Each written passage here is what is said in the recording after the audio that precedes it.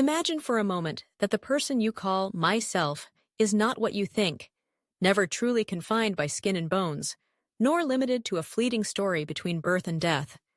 Picture instead that your body, the very hands you can see, the heartbeat you can feel, the mind that narrates your days, is more like a vivid image, gently projected within a boundless field of awareness. What if your form, your sense of self, is no more substantial than a shape in water, a whirlpool swirling and subsiding in a vast and silent stream? Let's start at the surface, with the body. From the instant we awaken to the world, our bodies seem like the most obvious reality. Solid, alive, constant. We can reach out, touch, taste, and see. But look a little deeper. Every sensation you register, every touch, every ache, and every delight, they are all appearing somewhere, but where? Not in the world out there, but right here, in the mysterious space we call mind. If you close your eyes right now, where does the feeling of your foot exist? You might say, in my foot, of course.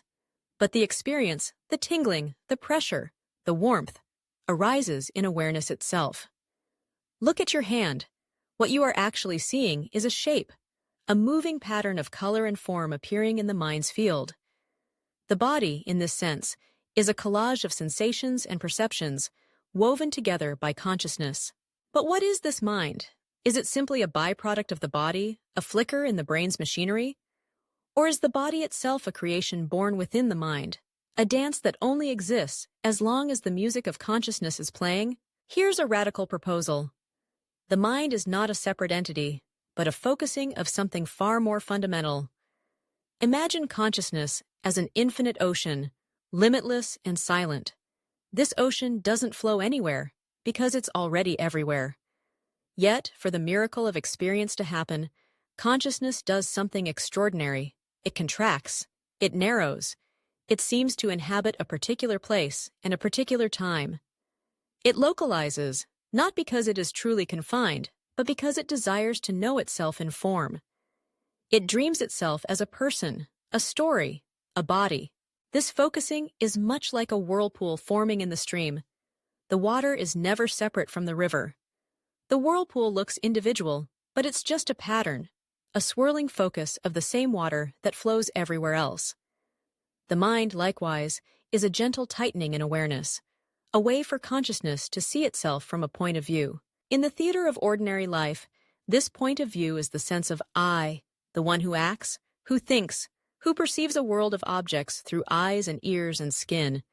But just as in a dream, where there's always a center of experience inside the dream character, in waking life too, awareness crystallizes into the me at the heart of the story. What happens when the story ends, when the body stops breathing, when the mind falls silent? Most of us have been conditioned to believe that death is a wall, the final erasure. But if the body is only an image in the mind, and the mind merely a focusing of awareness, what's left when the focus relaxes? Does the stream of consciousness dry up? Or does awareness simply slip back into its original openness, its natural, formless vastness? Let's look closely. When you fall asleep, your thoughts dissolve and the images of the world disappear. In the depth of dreamless sleep, you are not aware of anything, no body, no world, no mind. Yet when you wake, something recognizes, I slept well. Who knew the absence? In those moments, consciousness is resting in itself, free from all objects, but untouched, always present. Death, from this view, is not annihilation, but a return. The whirlpool releases its tension, and the water rejoins the river. Consciousness, the ever-present knower, remains, not as a person or mind, but as the silent witness, unbound and infinite.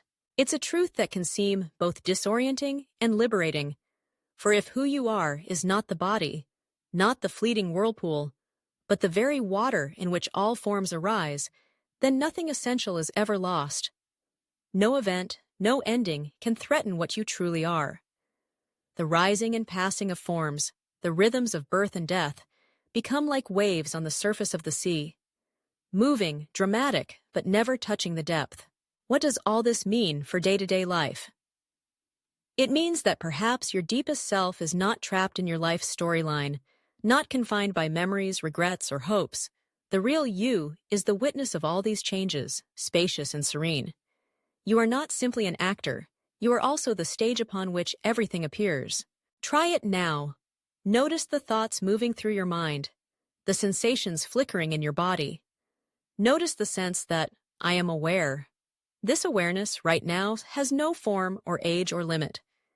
It isn't worried about what comes next, nor does it cling to what has passed. It is, quietly, what remains in every moment. To live from this place is to experience a new kind of freedom. Difficulties, even pain and loss, are no longer threats to your true being. They are ripples in the stream, noticed and allowed, but not ultimately who you are. Highs and lows, triumphs and failures, all play out in the vast embrace of consciousness. And perhaps this is why, across cultures and centuries, mystical traditions have returned again and again to the image of water, space, or sky. They point us back to what is original within us, the unconditioned awareness that needs nothing, holds everything, and survives every form it creates. As you go about your day, remember, your body is a beautiful, intricate image in the mind. The mind itself is a focusing whirlpool within an immeasurable awareness.